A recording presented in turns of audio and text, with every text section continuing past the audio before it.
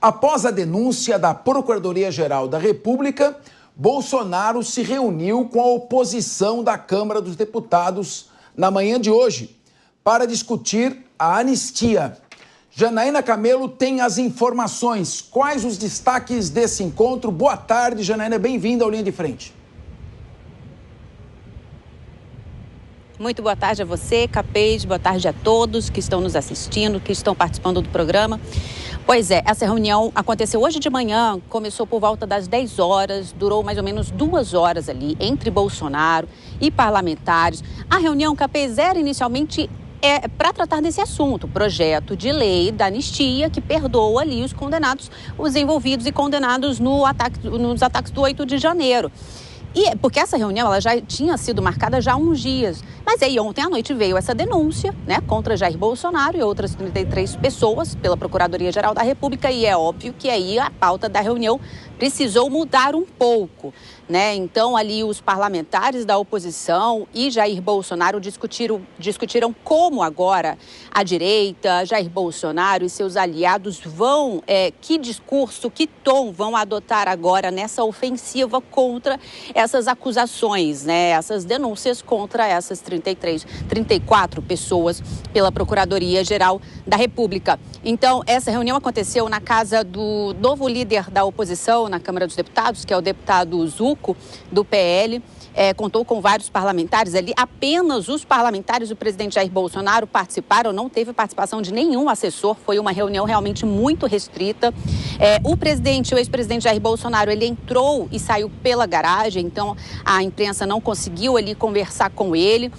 Mas a gente acompanhou tudo ali por perto. Quem estava acompanhando tudo bem de pertinho hoje pela manhã foi a nossa repórter Aline Beckett. Ela passou algumas informações aqui pra gente. Ela disse que, por exemplo, os parlamentares falaram que foram traçadas estratégias e que essas estratégias vão ser anunciadas ainda hoje numa coletiva de imprensa que vai acontecer às 3 horas da tarde lá na Câmara dos Deputados. Ainda não se sabe se o ex-presidente Jair Bolsonaro vai participar dessa reunião, mas eles vão tratar do que aconteceu, se o presidente Bolsonaro vai participar dessa coletiva de imprensa, mas eles vão tratar sobre o que aconteceu nessa reunião. Os parlamentares ali avaliaram esse encontro com Bolsonaro hoje pela manhã como ótima. E aí agora eles devem, então, falar como é que vai ser essa estratégia agora deles, né, com relação a essas acusações contra as 34 pessoas nesse inquérito da tentativa de golpe de Estado. Capês. Muito obrigado, Janaína Camelo. A qualquer momento você pode voltar. A informação tem prioridade aqui no Linha de Frente. Muito obrigado, uma boa tarde para você. Doutora Eliana Passarelli, eu fui obrigado a fazer um corte no Leandro porque a informação entrava ao vivo. Mas ele estava fazendo várias coisas. Agora nós temos uma outra informação para debater. A anistia. Anistia é uma lei. Sim. O indulto é um decreto. Decreto é um ato do presidente. O ato de quem decreta. Ele assina lá, privativo. Que nem a resolução é o ato de quem resolve. Privativo. O presidente bate, decreta e acabou. Anistia já é mais complicada. É uma lei votada pela Câmara dos Deputados, não tem quórum especial, maioria simples, depois é votada pelo Senado. E aí vai o presidente. Se o presidente vetar, o veto pode ser derrubado pela Câmara e pelo Senado. Você vê clima político para uma anistia ou não há ambiente para isso nesse momento? Qual a sua avaliação? Minha avaliação... Até o limite que você pode falar, claro. Sim, claro. Não, a minha avaliação é que este é o momento ideal para se falar em anistia. Calma, né? Nós temos os indivíduos que já estão presos, condenados por crimes políticos e, portanto, é passível de se analisar a anistia pelo Congresso. Todo mundo é anistiado? Nem todo mundo é anistiado. Todos serão beneficiados? Nem todos serão beneficiados. A anistia é uma lei que traz muito claramente aqueles que poderão ser anistiados. Só que eu lembro que da última vez que teve anistia nesse país, se chamou ampla, geral e restrita, né? Onde os crimes políticos foram perdoados e todos que foram condenados retornaram com seus direitos políticos. Dentre eles, vários, que eu me permito não dizer o nome, que nem deveriam ter voltado para o país. Mas, enfim, para isso existe a anistia, não é? Dentro do processo criminal que ainda não está instalado. Cabe anistia? Cabe também. Cabe também. Mas é um caso a ser pensado do ponto de vista jurídico, de cabimento, de oportunidade. Isso tudo não se discute. E isso tem que ser discutido pelo Legislativo.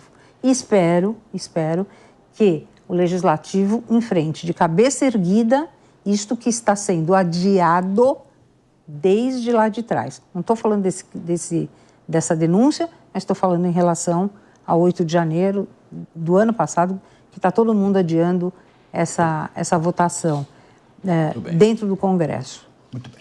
Henrique Kriegner, enquanto o Leandro Ferreira falava, você queria, eu tive até que contê-lo, porque você queria interrompê-lo, ia criar um clima aí de muita animosidade, de confronto. Aqui é para debate, não é para confronto. O que o Leandro Ferreira falou que te deixou tão, assim, inconformado com as palavras dele?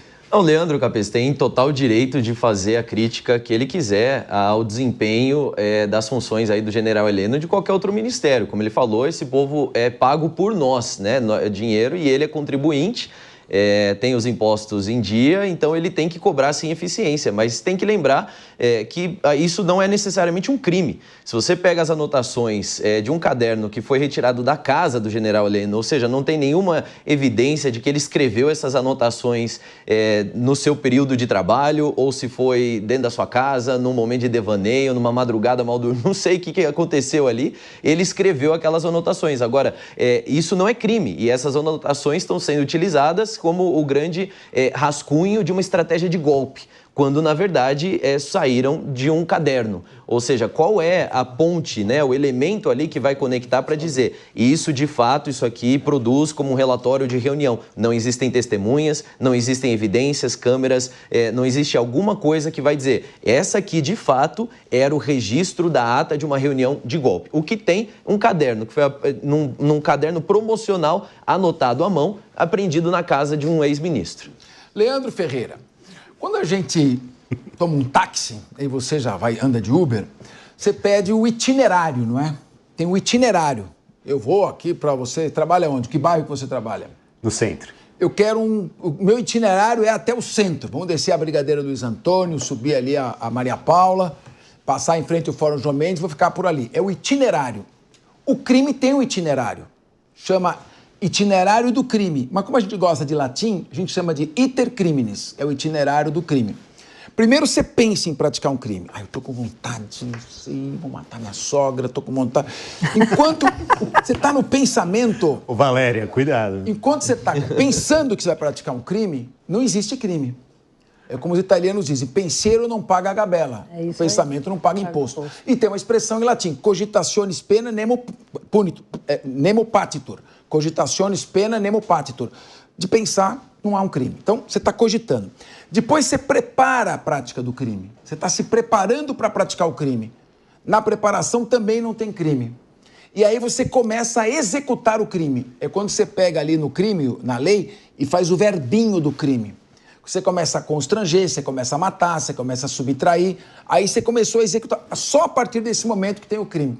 Será que esses fatos entraram na fase de execução ou estavam ainda na fase de mera preparação? Não precisa ser advogado para dar essa resposta. Olha, eu tô sentindo que eu entrei na fase 2 do meu curso de latim aqui no Linha de Frente, porque depois dessa denúncia do Bolsonaro, eu vou sair daqui muito mais instruído com o meu latim. Agora, antes de respondê-lo, Fernando Capês, acho que devo me retratar aqui com o Henrique Kriegner, que, de fato, aparentemente, ele leu a denúncia. Porque para conseguir defender tanto uns caras desse, o cara tem que se mergulhar ali. É só ler o documento. Mas acho que como você sabia que você ia precisar defender o quase indefensável, você precisou entrar ali nos mínimos detalhes. Quase defendeu aqui que o Augusto Heleno era correntista da Caixa Econômica Federal. Então, mas, Capês, eu acho que parte das pessoas tem que ter o induto e parte das pessoas tem que ser julgadas e uma parte delas certamente incorreu em preparação e início de execução de crimes. Muito bem. O Kriegner está mais calmo, ele está um pouco mais agressivo, mas eu lembro daquele ditado inglês, bad argument, bitter words. As palavras são amargas quando os argumentos são mais fracos. Você vê esses caras estavam na denúncia. O Kirchner está tranquilo, porque ele deu a denúncia, está pontuando. É que nós vamos só mudar de assunto, mas eu queria só colocar um artigo que eu acho importante, muito atual para vocês lerem, que foi publicado aí ontem no site Consultor Jurídico. Tá eu analiso tudo o que aconteceu antes da delação do Mauro Cid, ponto por ponto, cronologicamente. A data da prisão, a proibição dele falar com o pai dele, a proibição dele falar com a esposa, a delação e a soltura dele no mesmo dia da delação. Depois, quem tiver interesse, Consultor Jurídico, entrar que tem um artigo lá.